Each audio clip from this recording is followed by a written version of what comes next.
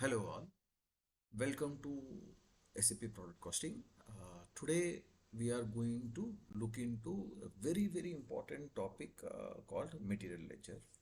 Okay, we will try to go into very great detail about what material ledger is, what are the objectives of material ledger. Okay, and we will also look into each of the objectives into very great detail. So please pay all your attention. Request you to pay all your attention.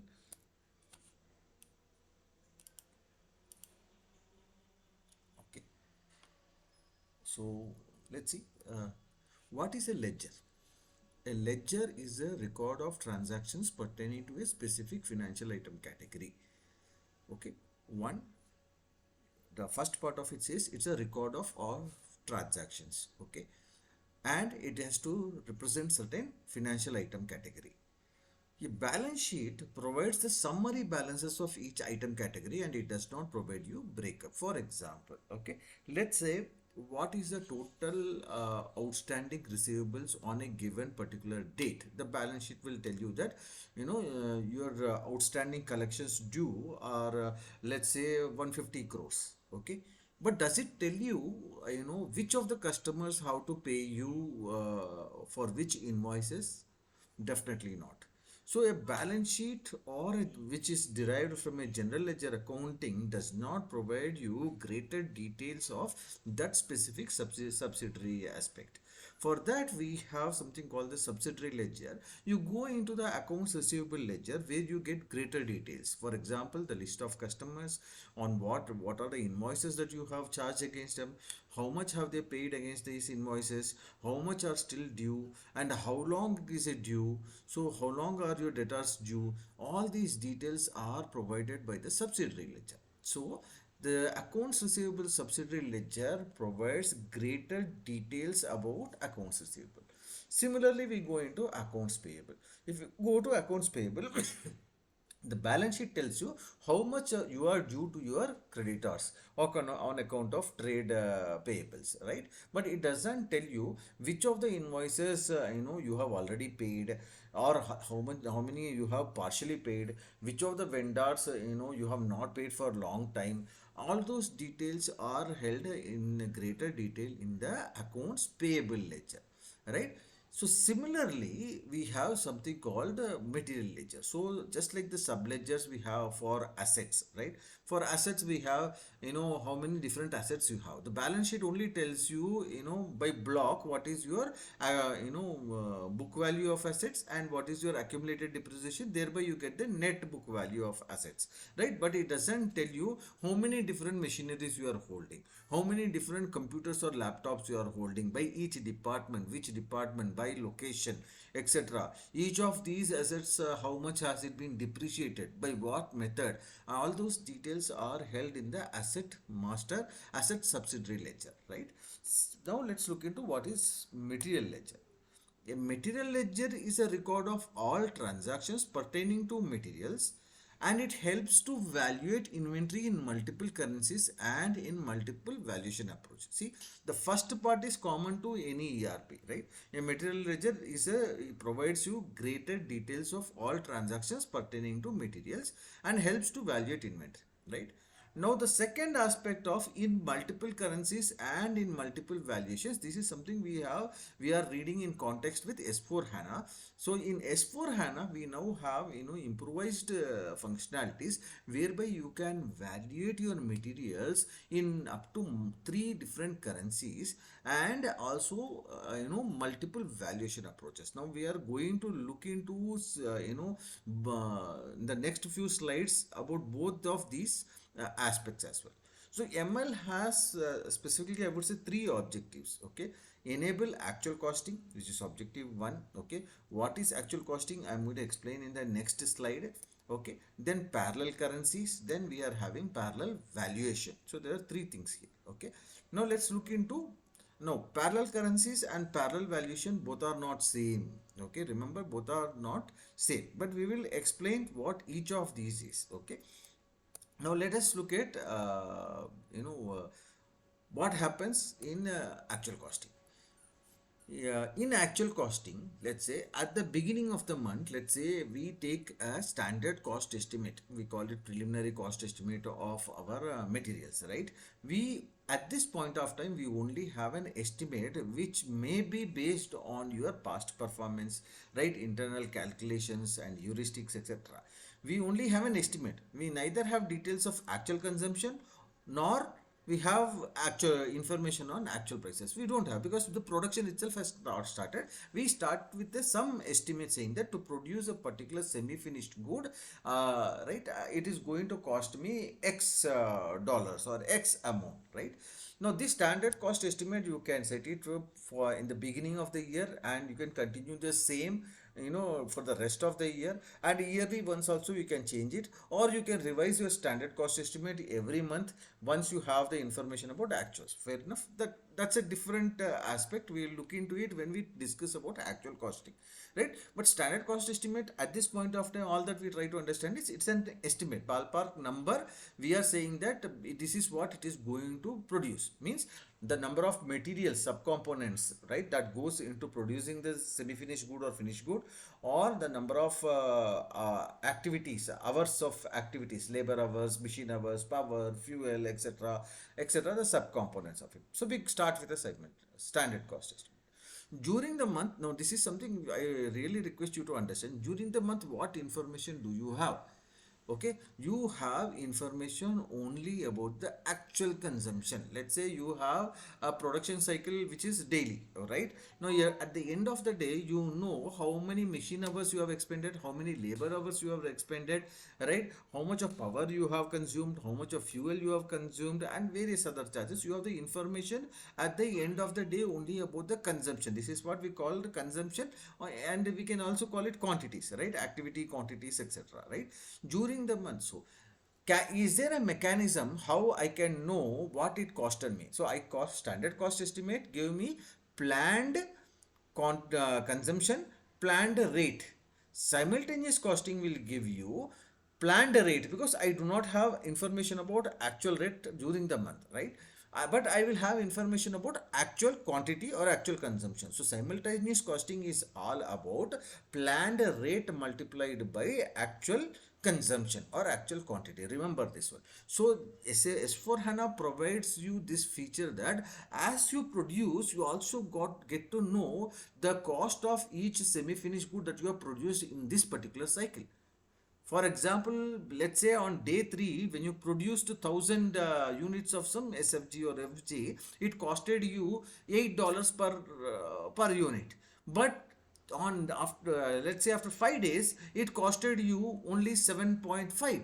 Now there is a definitely reduction of 50. How was this achieved? So day on day or cycle by cycle, simultaneous costing is providing you information about how much it costed you to produce. Now only one information is not available during the month, that is the rate information, right?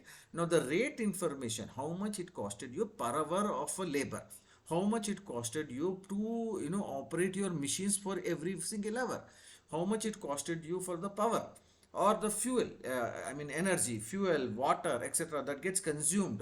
When do you get to know? You get to know these things when you actually pay. Now if you have a monthly cycle of paying, you end up paying on the last month, or you book an accrual and you get to know that this is the actual expenses, this is my power bill. Okay, I operated these machines, my cost of operating the machines came to so much on the last day of the month, typically last day. Sometimes you get it before last day or in the last week, or somewhere around before mid of the month, and then you take accruals for the remaining period, which is understood.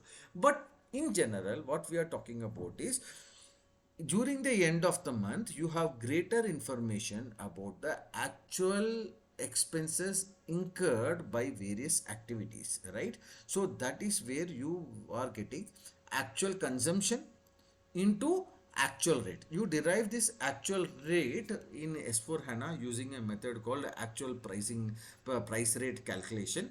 Okay, there is a method available which is shown in some other session, but at this point of time, from this lesson, that we need to understand is you are getting to know the information about what it actually costed you to produce, including the consumption variances as well as the price variances during the end of the month, right? Now this is the key takeaway from this one.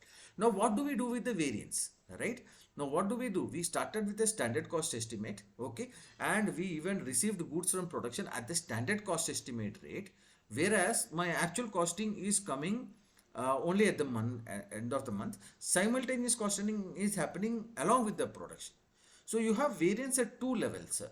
One between simultaneous costing and standard cost estimate, right? Because the actual consumption, let's say we said in standard cost estimate, it takes 2 hours of labor to produce 1 unit.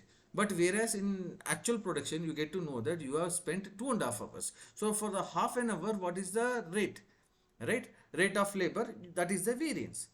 Now, at the end of the month, you have actual costing. That is where you get another set of variance, which is influenced by the price variations. For example, last month it costed me, it was labor surplus season. So I got labor at a much cheaper rate. But this month, my labor cost has gone up. So it is impacting the cost of my production. So I get to know during the end of the month. So this is the price variance. We get to know at the end of the month significantly what is the price variance, and during the month we get to know the production variances, which is basically as a result of consumptions. These are the two things which I would like you to take away from this thing. And material ledger allows you to valuate your inventory on the basis of actual costing. So all these variances, the production variances, the usage variances, price variances, etc., you can load it on the inventory by running the costing run. That is a significant feature of material ledger, right? In actual costing. So this is possible with the material ledger in S4 HANA. Okay, that is what I wanted to explain you in actual costing. Now let us go to the second aspect of multi-ledger, multi-currencies. Okay, multi-ledger, multi-currency. The first objective we have understood, and there is a separate session in the expert level program where I have actually demonstrated it with the example and provided greater details into that, how it is happening during the costing run, etc. Okay. Now, what is multi-currency? This is a very simple concept, very simple concept. What we are saying is that, okay, so there are two sets of tables. Okay, you have ACDOCA table, then you have MATDOC table, right? You have a material document table, etc., right? The top section here that you see, the top section that you see here represents the SAP Finance. In the finance books, you can see, you can record a transaction in 10 different currencies, up to 10 different currencies, right? So one of them, of course, is the document currency, right, which is not mentioned here. 0SL is the key field name for it. 0SL, which is document currency. Let's say I am Indian company, okay, but I have got an invoice from my foreign vendor, okay, who has given me an invoice, let's say in euros, right? Then euro becomes my domestic currency, sorry, document currency. But after I record it in document currency, my legal entity is going to report in INR, Indian rupee. So Indian rupee is my company code currency. But as a group, right, we have various units, right, in Europe, Australia, etc. As a group, we said we are going to do all our reporting as per group currency euro. Sorry, USD here. Group currency is USD in this example. Whereas it can happen that countries with a larger heavy volatility in currencies, right? They may want to report their numbers. They may be asked to report their numbers in a much more stable and reliable currency. This I have seen in some of the countries in South Africa. So they were asked to report other than their country currency in another currency so that it can be more reliable. So that is where we have user-defined hard currency. Similarly, we have user-defined index currency. We have something called controlling area currency. So where you can, apply a unique currency to all your controlling area documents. As a global company, you may want to choose another currency. So you can define any number of currency up to 10 different currencies, right? In finance books, you have 10 currencies. Previously, in material ledger, it was only possible to see your material valuation only in one single currency. But with S4 HANA, SAP has enabled that you can view your material transactions in up to three different currencies, and these three currencies are inherited from FI, finance books. So they have a lineage. So company code currency is mandatory, right? Company code currency is mandatory. Let me draw. So, and you can pick up two currencies which is there in FI as well. Let me just show. So, if you see here, this is a company code currency. I can map group currency. The second and third are available for us. So we can either inherit it as a controlling area currency or a user defined currency or a hard currency. You can even define profit center currency. So it's your choice. The one of this is mandatory here, right? The rest of the two, okay, you can define. And where do you define? Okay, so multi-currency means valuating your materials by different currencies. Now let me go into SAP system and show it to you, right? First I will show it to you that a material is valuated in multiple currencies, right? So let me go to SAP, okay, and now I remove these arrows here, okay, and then I will go to a particular material and show you.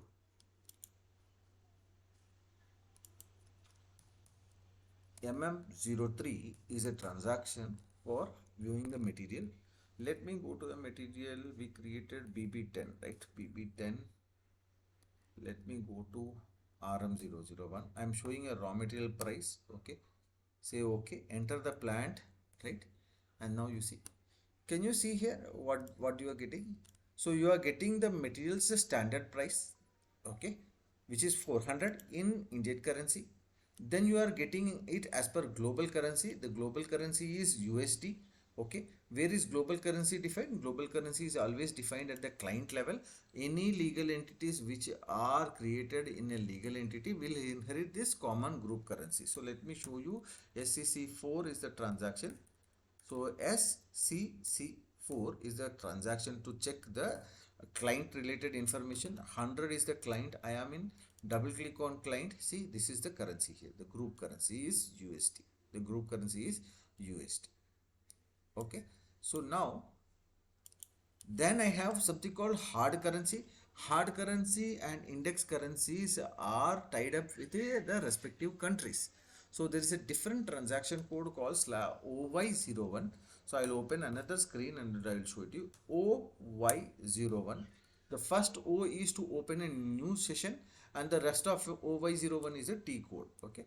So I go to OY01, go to a particular country, let's say IN in this case. Okay, now double click on that one. So you see, index based currency is GBP, hard currency is euro. So we have two different currencies. Both of these are assigned to FI. I have used in my material master currency the hard currency euro, right? I have used in the material master currency euro. So material currency, multi-currency is very simple. FI allows you FI allows you to up to 10 currencies. Material ledger allows you to view the same material in three different currencies. Can you see 400, 5, 4, 4.4. Now I'll show you for a semi-finished good, okay, or a finished good, SFG. FG, don't have FG001. Okay, let's see if I have a finished good. Yeah, I do have a finished good. Can you see? The standard price that it costed me was 3562.10. Okay, 44.54 is in USD currency and 39.58 in Euro currency. So very simple. Let me first show you the FI currency. I'll go to the AGDOCA table. Okay, in a different transaction. /O is for opening a new screen. SC16N. Okay, I'll go to the transaction AGDOCA table. Okay, I'll give the company code B100. Okay, and I will show you that I have created very few transactions, only 99 of them are there. I have to go and show it to you the technical names, right? Go to system user profiles, user data. Okay, 88. Okay, So there will be currency. This is amount in CC, amount in group currency. Can you see two of them I have brought it here. So rest of the currencies will be on to the right side. There are many fields in Agdoka now. Thanks to HANA, it allows us to store large amounts of data, and it is more columnar database. Can you see here BT currency, transaction currency, what is this? Balance transaction currencies, company code currency, global currency, functional currency, free currency. I have defined it euro. Euro is my free currency 1, which is hard currency. Free currency 2 here is my index based currencies, and all these amounts will be available a little more right. Can you see here amount in BTC currency? So the first two was company code and this one group currency. Those are 2, 3. This is 3, this is 4, this is 5, this is 6, this is 7, this is 8, this is 9, and I have not mapped 10, and there are many other currencies here. Okay, in finance books you have up till 10 different currencies, right? Now I'll show you where this is configured as well, where this is very very important. This is a very important setting which we need to do. The transaction code is finsc underscore ledger. Finsc underscore ledger. Okay, go to finsc ledger. Okay. Here you define the currency types. Okay, directly go to the ledger. Okay. Can you have more than one ledger for a single legal entity? You are right. Yes, you can have more than one ledger for your company code. Okay, that is why the ledger is higher, and this ledger can be assigned to multiple legal entities also. It's an M is to N combination. It is an M is to N combination. Now I'll go to 0L leading ledger. Okay, there can be only one leading ledger. Okay, I selected the leading ledger. Go to company code settings for the ledger. Okay, now our company code is BB 10, right? B100, sorry, it's B100 is here. Look at it, what currency do I have? 10 and 30. These are not changeable. Company code currency is definitely required. 10 is the company code currency, 30 is the global currency. Now you have free currencies, right? Free currencies. Look what free currency I have assigned here. 40 is for hard currency, 50 is index based currency, and you can define here in this particular currency conversion settings for company code. You can define which currencies are available for specific company code. What all currencies? Only then it will come in this pop-up box. Only then it will show up in this pop-up box. Otherwise it will not show up. For example, if you have a profit center currency 90, right, it is not showing here. I have not defined it for my company code. If I define it, it will be available. So I can define up till 10 different currencies from a finance perspective, right? This is finsc ledger. But whereas for material ledger, you define it in another place called OMX2 / n OMX2. In OMX2, you create a profile. I created a profile by name B100. In B100, I have gone here and said, so these are the three currencies, 10, 30 and 40. 10, 30 and 40. I can show you this path as well. So here is where you tell which are the three currencies. 10 is mandatory. It is predefined, pre-populated. You cannot do anything with that. Then you have the choice of selecting any two currencies which are there in FI. Now, how do you know which of them are integrated? Go to the transaction code OMX3. OMX3. Now, I'll go and here you assign plants to that profile, and I will show you here. BB10 and BB20 are our plants. So here it is BB10. Click on this green button here. When you click on the green button here, can you see? Material ledger currencies are 10, 30 and 40. These are integrated with FI. These are integrated with FI. But there is a currency called 50. This is not there in ML because ML permits only 3 different currencies. But in FI, it is, though it is allowed in ML, you have not mapped it, but this is an FI currency. So that is where this is showing. In FI, you have 4 currencies, but whereas in ML, you have only 3 currencies. These 3 are integrated with FI. That is the message it shows here. So you can show here the system. The currency can't be used as a material ledger currency. So ML currency type and integrated with FI. These are very, very important features, right? This is now a simple concept. You are looking at the numbers, and when you post it based on the currency conversions maintained in the system, okay, in the backend, it goes and converts the value into multiple currencies. It's as simple as that. Now we are going to look into the third objective, which is the multi-valuation approach, which is a bit complicated. Hence, I request you to be a bit more attentive and try to understand. Okay. Okay. Let me go to the next screen. Now, as I said, multi-valuation is a bit complicated. Okay. Multi-valuation, legal valuation. So first let us understand legal valuation. The word legal valuation implicates the word legal itself. For legal purposes, you have to produce your financial statements, namely the income statement as well as the financial statement or the balance sheet, right? You have to produce it for your the legal authorities, for your shareholders, external agencies, your lenders like banks and other institutional lenders. You have to submit them these reports. This is external facing, right? Now we will try to see the use what is the impact of material from a legal valuation point. So I have certain opening stock as 0. I made purchases of 10. I sold 10 units. My closing stock is 0, and I have two different legal entities, legal entity A as well as legal entity B. So in legal entity, what is the cost? My material cost to produce this unit is 100. My conversion cost is 40. My cost of goods sold is 140. It's the same cost of goods manufacturing and cost of goods sold. In this case is same. I have not added the selling and distribution cost. Okay, let's leave that further aside. Now you have 140. So I sold it for 160. So what am I reporting? 20. So my profit or markup is 20 is the margin I have made, right?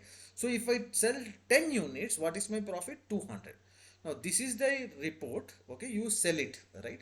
Now 200 is the amount on which you pay your corporate tax, etc. In this particular example, right? Now let's say you sold these units to legal entity B, which is also your own company sister concern. Both of them are, let's say, fully owned or partially owned, whatever might be the case. Legal entity A and legal entity B both belongs to your company, right? You sold these units to legal entity B. So legal entity B has purchased from you 10 units, right?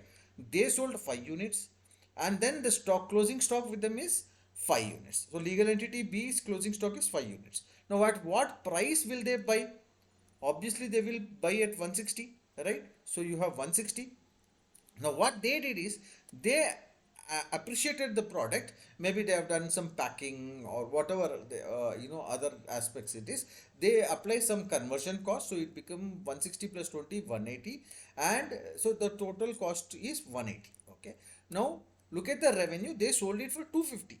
They sold it for 250, and what is the profit? 70. And what is the profit on 5 units? Because they have sold only 5 units, right? Let me just mark few important numbers here. Okay, here the 10 units, they have sold 10 units, and 200 is the profit at 20. And here they have sold only 5 units, markup is 70, and 350 is the profit for legal entity B, right? Now look at it. What is the total profit generated by both the legal entities? 200 plus 350, which is 550, agreed? 200 is the profit made by legal entity A, 350 is the profit made by legal entity B. 200 plus 350 comes to 550. Any issues on this? We all agree to this, right? So 550 is the total profit.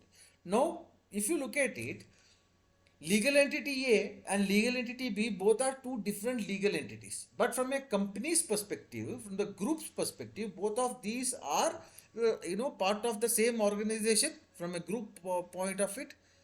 So if you look at it, 5 units are not yet sold. 5 units are not yet sold to external customer.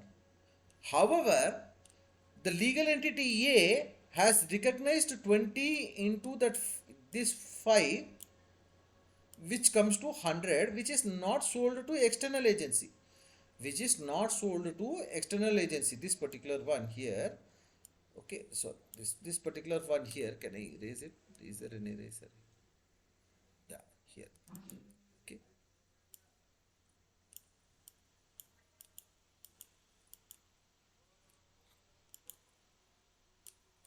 Okay. So if you look at it, 5 units are not yet sold to the external customer. For those, that 5 units is, let me take an arrow. Okay. For these 5 units, however, legal entity A has recognized the profit on the entire 10 units, right? But only 5 have been sold to the external customer. This is what is sold to external customer. This is what is sold to the external customer, these 5 units. But 5 units are not yet sold. Let's see what is the narration here.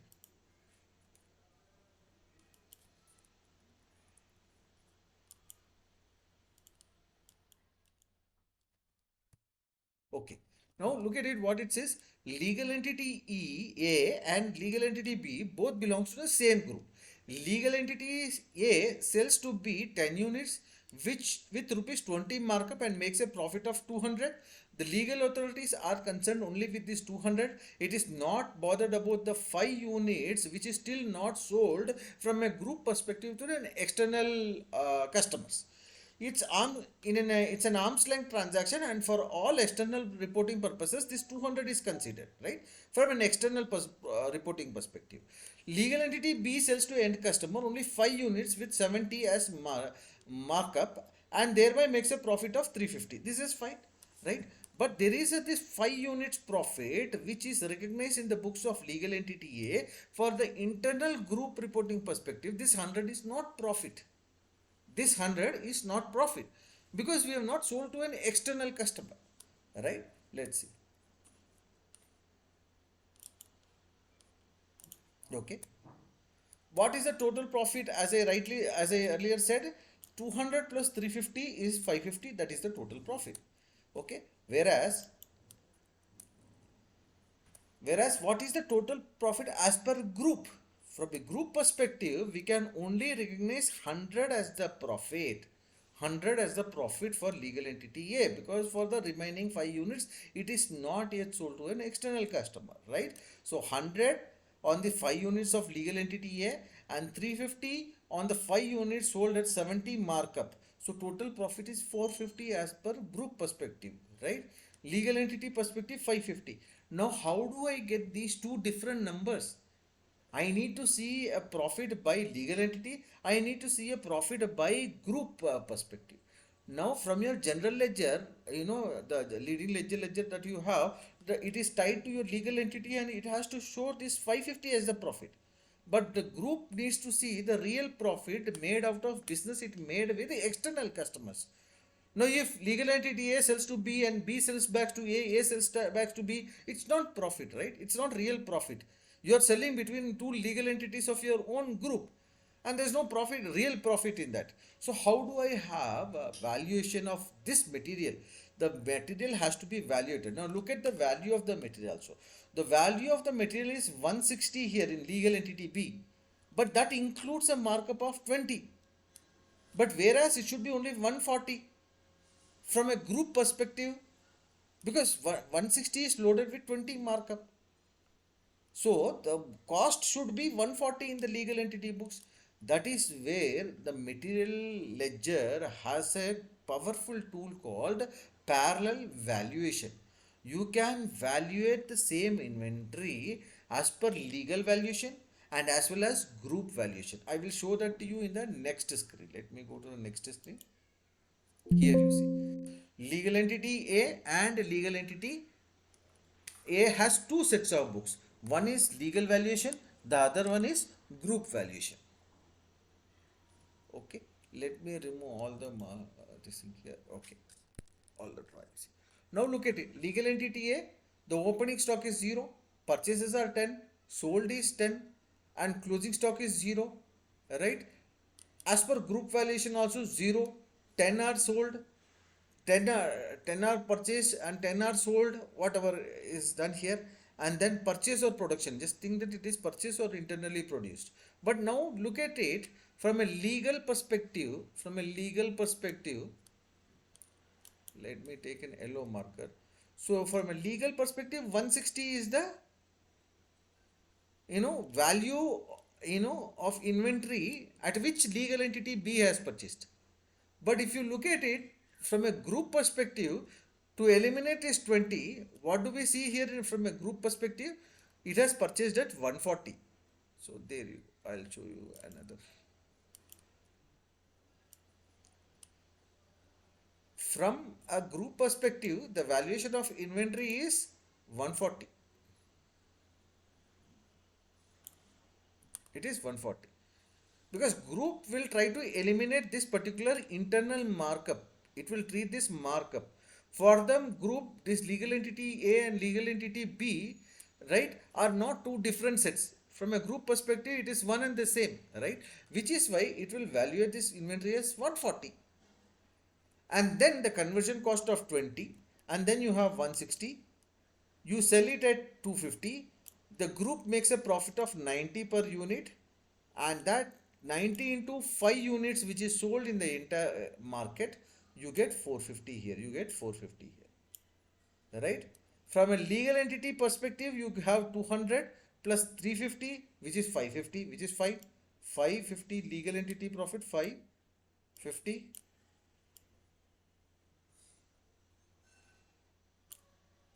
550 is the LE profit, right? But group profit is 350. This is LE. Legal entity profit is 550. So one set of valuation, legal valuation gives the 550 profit for external agencies.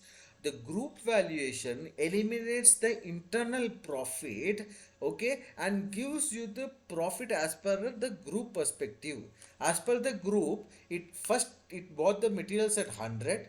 It appreciated or applied the conversion cost of 40, then it applied the conversion cost of 20. So from a group perspective, it was able to manufacture this particular unit at 160, and it sold in the market for 90, 250, and made a markup of 90, and it sold 5 units. So you have 450 as the profit. 90 into 5, 450. So this is what the material ledger is now helping you with. It allows you a group valuation, an independent valuation of the same material, right? Same material, and gives you a group valuation, right? Then let's now look at another example. Okay, this is where you have two different legal entities within the same group. Okay, now let me show you another example. Okay, we are now talking about profit center valuation. You have the same legal entity, but you have two different plants. You have two different plants. Plant A can sell to plant B. Plant A can sell to plant B. Okay. Now look at the example. In this case, the legal entity does not recognize the profit, but at plant level, this notional profit is recognized. Okay. Plant A may say, see, we are having our own efficiencies and we are able to produce. When we sell for directly to the external customers, we are making a good profit. When we are selling to our own plant, the another plant, we wanted to recognize some profit and show it in our books, what is our efficiency as well as what profit we have made at the periodically or at the end of the year. So it says that we wanted to apply a certain markup. Now what we have applied here, 20 markup. Look at it. Legal entity A, okay, 100 units, 100 is the material cost, conversion cost is 40, cost of goods sold is 140. To whom is it selling? It is not selling externally. It is selling to its own another plant. Let's say it is selling it to another plant. So where is it? Legal entity. Legal entity B, it sells at 140. Okay. Again, there is a no sale transaction. right? There is only a markup and a stock transfer associated. So 140 in legal books is 140. But whereas from a profit center valuation, you recognize this profit of 20 here. Sorry, control Z. You recognize the profit of this 20 here, okay, and then you have this valuation of 160 going to the profit center. In plant B, you convert, you apply a conversion factor, or you do some improvisation, packing or something, and then that cost came to 20. So your cost is 180, okay, and plant B sells it at 250 to external customer, so 70 is the profit. This is just the opposite of the earlier example of group valuation you have seen. In group valuation, legal entity recognizes the profit between two legal entities. But in profit center valuation, we are talking about scenario where organizational units within a legal entity, within a corporate legal entity, want to recognize certain markup, right? How do we do that? So we wanted to have a system where we promote competition between different plants within our same legal entity, okay, and recognize their some reward for the production that they have done. So in this case, what we are given a 20 as the profit for plant A, right? And thereby they have made a profit of 200, and in the end of the month or end of the period they can say, hey, we have made a profit from our plant of 200. And whereas plant B will say, we have made a plant profit of 350, or whatever might be the case, right? But 200 plus 350 again comes to 550, which is notional profit, right? But from a legal entity perspective, it is 450 is the profit. Why again? It's the same example. Here they have recognized the profit for 10 units. Here they have recognized the profit for 10 units. But whereas in legal entity, you have only recognized the profit of 5 units which you have actually sold to the external agents, external customers. So this is a very, very important aspect. So here in this case, in profit center valuation, what we are seeing is organizational units such as plants within the same legal entity can apply certain markup for their internal reporting purposes, which need not be accounted in the legal valuation books, because it is internal between within the same legal entity. Two plants are recognizing, plant A is recognizing a 20 rupees profit, plant B is recognizing 70 rupees profit. Whatever might be the profit can change also. Whoever does the greater volume of production or not value of production, they can recognize the greater profit, which is fine. It can be a different ratio also. Plant A can say, no, we will recognize 70 as profit, and plant B can say that, no, you has to recognize only 20 as a profit. That is also possible, right? That is an only numerical variation. But conceptually, what we are talking here is legal entity is promoting competition and also recognizing the appreciation for the value created by different plants. But this is not the profit from a legal entity perspective. Why? Because plant A has sold 10 units to plant B and recognized the profit of the entire 10 units, which is fine, only for internal purpose. But how much have we sold to the external customers? Only 5 units. So legal entity has recognized the profit of 90 into that 5, 90 into the 5 units sold, 90 into the 5 units sold. So you have got 450. This is very, very important. Let me see if I can go into the system and show it to you. Let me just see. Okay, there is a material which I have created which have this valuation. I just have to remember which one is that. MM03, okay, K101 SFG underscore 001. There is no such material. Is there no such material? K100 does not exist. K101 SFG is there, right? K101 FG test 1. Okay. Let me see if this one has. No, does not exist. Okay. Sorry. This is K102.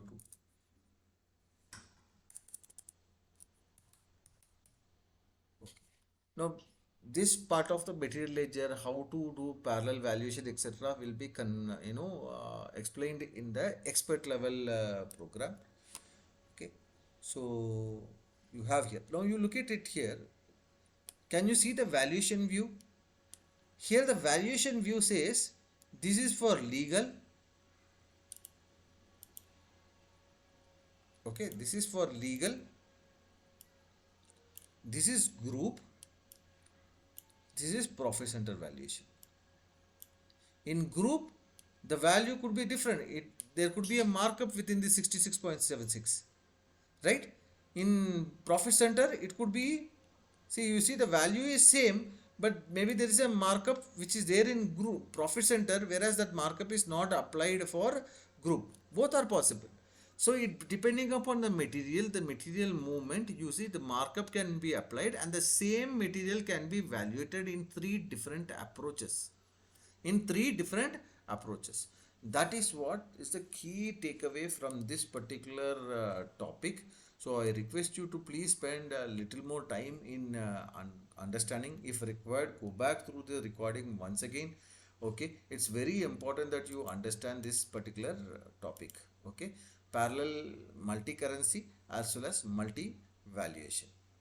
Okay, now let us see what all possibilities are there. Okay, what is the combinations between currencies as well as valuation.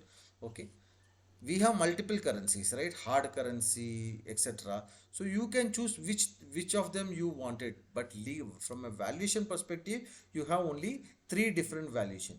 Zero is legal valuation, it is mandatory.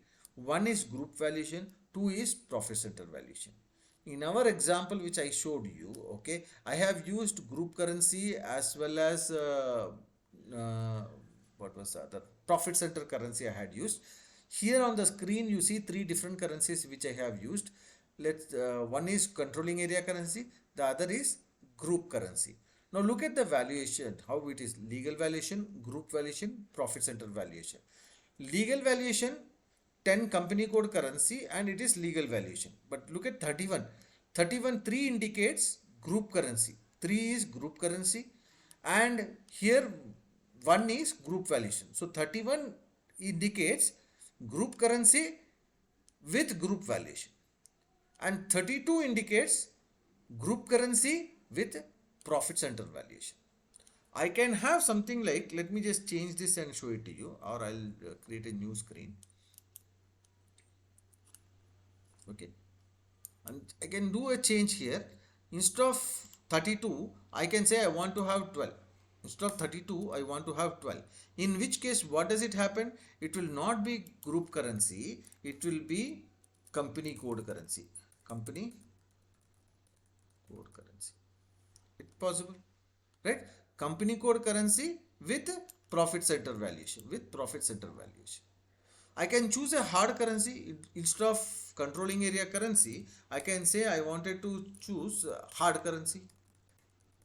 Okay, in which case this will be 2, right? So group valuation here, it will be, where is this, 21. It will be, let's say, hard currency, right, with group valuation, right? Because I have selected hard currency here, right? So you can determine what combinations you want. You can determine what combinations you would like to have. But I'll go back. Here we have applied company code currency, controlling area currency, group currency, and this way you can determine. You can have all three, okay, with company code currency. In this case, what will be the number?